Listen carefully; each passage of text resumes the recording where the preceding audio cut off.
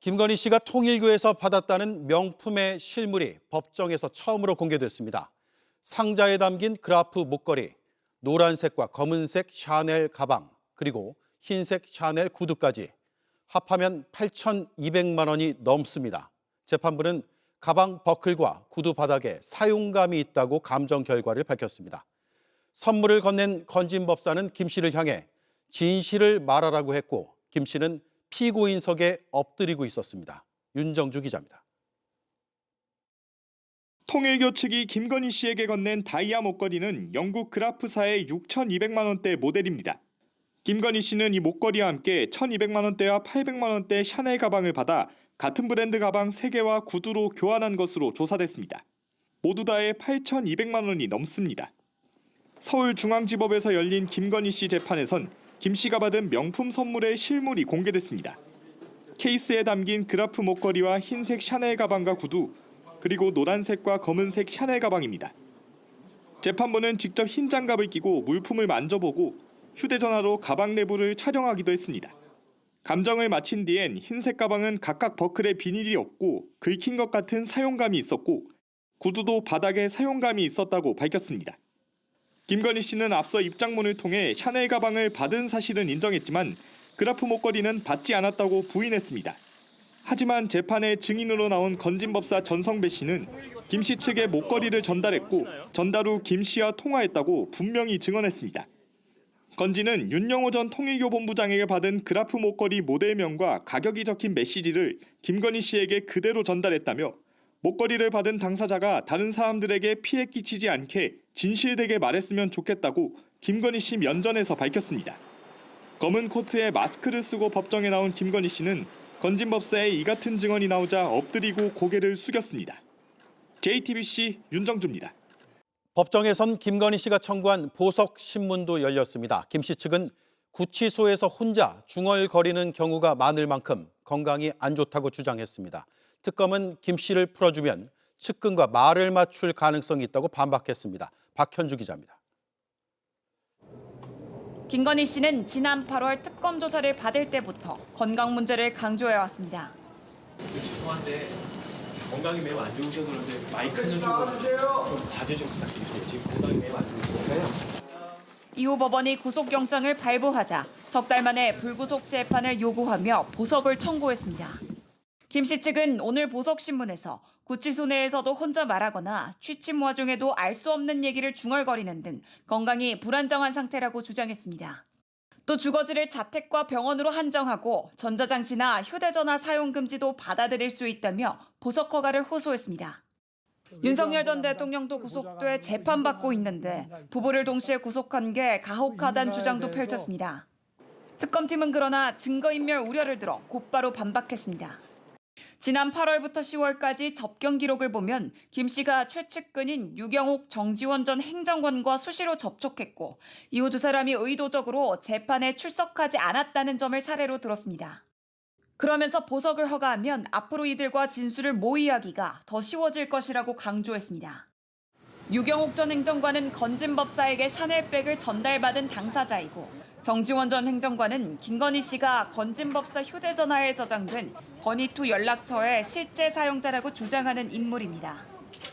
이런 가운데 김건희 씨는 오는 24일 인사청탁과 함께 금품을 받았다는 매관 매직 의혹과 관련해 특검 조사를 받습니다. 법원이 보석을 허가할 경우 김 씨는 불구속 상태에서 조사를 받게 됩니다. JTBC 박현주입니다. 윤석열 정부 대통령실이 장인들이 만들고 나라가 관리하는 전승공예품 63점을 빌려간 것으로 확인됐습니다. 은장식 놀이개와 왕실 여성 의복에 붙이던 수장식, 왕을 상징하는 붉은색 함까지 일일이 열거하기가 힘듭니다. 그 대여는 김건희 씨의 궁궐 나들이가 시작된 그 뒤부터였습니다. 한민정 기자가 취재했습니다. 2023년 3월 윤석열 전 대통령과 김건희 씨가 평소 일반에 공개하지 않는 경복궁 건천궁을 둘러본 뒤 대통령실은 건천궁에 있는 전시공예품 9점을 빌려갔습니다. 이게 끝이 아니었습니다. 그 이후 대통령실은 국가유산청에 운영하는 전승공예품은행에서 무형문화재 등 장인이 제작한 전승공예품을 연달아 대여한 걸로 확인됐습니다. 2023년 3월과 6월 각 32점과 7점, 이듬해 3월 24점 등 총 63점을 빌렸습니다. 품목은 여러 개의 갓을 비롯해 은장식 놀이개와 조선왕실 여성의 의복에 붙이던 수장식, 왕을 상징하는 붉은색으로 칠한 함까지 다양했습니다. 2016년부터 운영된 전승공예품은행은 전통문화 홍보를 위한 전시 등을 위해 공공기관의 공예품을 대여하고 있습니다. 하지만 대통령실이 빌려간 건 박근혜 정부, 문재인 정부 때도 전혀 없던 일입니다. 대통령실이 공예품을 처음 대여한 2023년 초부터 김 씨의 궁궐 나들이가 시작됐고 김건희 씨가 그즈음 청와대 상춘제에서 무형문화재 보유자 등과 오찬 등을 가졌다는 점에 비춰 김 씨의 취향이 반영된 것 아닌가 의심된다는 지적입니다. 윤석열, 김건희 부부가 건천궁 전시품을 가져간 것도 모자라서 명품 쇼핑하듯이 수십 점의 공예품을 모은 것이 밝혀졌습니다. 대통령실이나 관저를 궁처럼 꾸민 건 아닌지 의심이 가는 상황입니다. 공예품이 다 반납되기는 했지만 국가유산청은 대여 품목이 어디에 어떻게 전시 혹은 보관됐는지도 파악하지 못하고 있습니다. JTBC 한민정입니다. 대장동 항소 포기 논란 끝에 노만석 검찰총장 직무대행이 결국 사의를 표명했습니다. 항소 포기 닷새만입니다. 대검찰청으로 가보겠습니다. 네, 여두현 기자, 오늘 아침 출근길에는 거취 표명이 따로 없었는데 퇴근 직전에 사의 표명 소식이 알려졌네요. 네, 노만석 검찰총장 직무대행의 사의 표명 소식이 들려온 건 조금 전인 오후 5시 30분쯤입니다. 대검은 대변인실을 통해서 노 직무대행이 사의를 표명했다 하면서 자세한 입장은 퇴임식 때 밝히겠다고 했습니다. 그저께 자신의 주요 참모인 대검 연구관들마저 사퇴를 요구하며 반발하자 검찰의 어려운 상황 그리고 법무부와 용산의 관계를 고려했다고 말해 더 논란이 커졌습니다. 그리고 자신의 부하인 서울중앙지검장과 상의를 했다고도 해서 아래로 탓을 돌리는 말도 했습니다. 이후에 전국 검사장, 부장검사, 차장검사 그리고 초임 검사들까지 사퇴를 촉구하는 상황이 벌어졌습니다. 그러자 어제 하루 휴가를 쓰고 출근을 하지 않았는데요.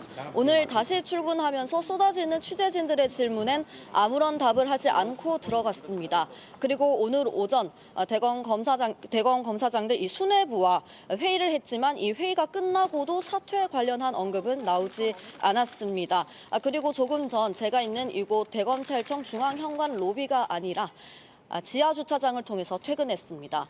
그리고 방금 들어온 소식인데요. 대통령실에서도 법무부 장관으로부터 이 면지관이 제청되면 수리하겠다라는 방침을 밝혔습니다.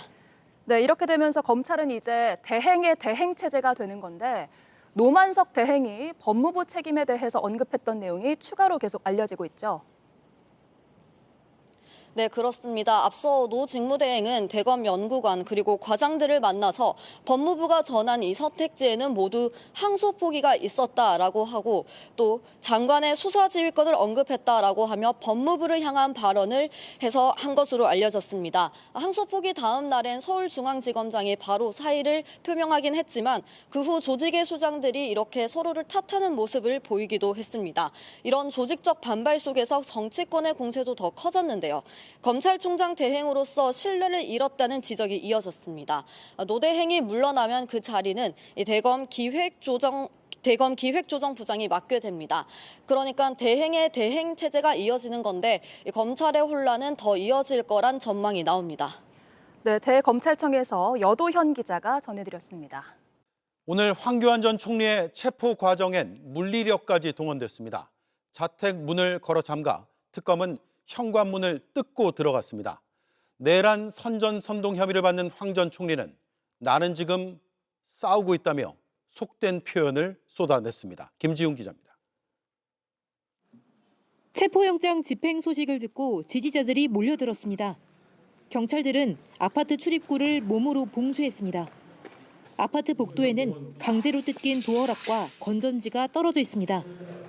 내란 특검이 오늘 오전 7시쯤 황교안 전 총리를 내란 선동 혐의로 자택에서 체포했습니다. 특검팀의 3차례 출석 요구에 불응해 체포영장이 발부된 겁니다. 황 전 총리는 이른 아침부터 문을 걸어 잠갔지만 특검팀이 현관을 강제 개방한 끝에 체포됐습니다.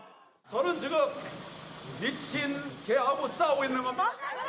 민주주의를 무너뜨린 이재명 정권, 반독재 반민주 정권과 싸우고 있는 겁니다. 맞습니다. 그 하수인이 오라고 하면 가도 되겠습니까? 안 됩니다. 내란 특검 사무실로 인치된 후에도 12.3 비상계엄은 내란이 아니라고 주장했습니다. 저는 아무리 봐도 내란 자체가 없었습니다. 황 전 총리는 12.3 비상계엄 선포 직후 우원식 국회의장을 체포하라, 대통령 조치를 정면으로 방해하는 한동훈 국민의힘 대표도 체포하라는 글을 올렸습니다. 나라를 망가뜨린 종북 주사파 세력과 부정선거 세력을 이번에 반드시 척결해야 한다고도 올렸습니다. 박지영 특검보는 검사, 법무부 장관, 국무총리까지 지낸 만큼 황 전 총리의 말과 행동은 사회적 파급력에 있어서 일반인과 다르다며 내란 선동 혐의를 적용한 이유에 대해 설명했습니다. 비상계엄의 위법성을 인식하고도 사회적 지위를 이용해 내란 선동 행위를 했다고 본 겁니다. 특검은 황 전 총리의 조사를 마치는 대로 구속영장을 청구할 방침입니다. JTBC 김지윤입니다. JTBC 뉴스를 시청해 주셔서 고맙습니다. 저희는 저녁 6시 30분 뉴스룸에서 뵙겠습니다.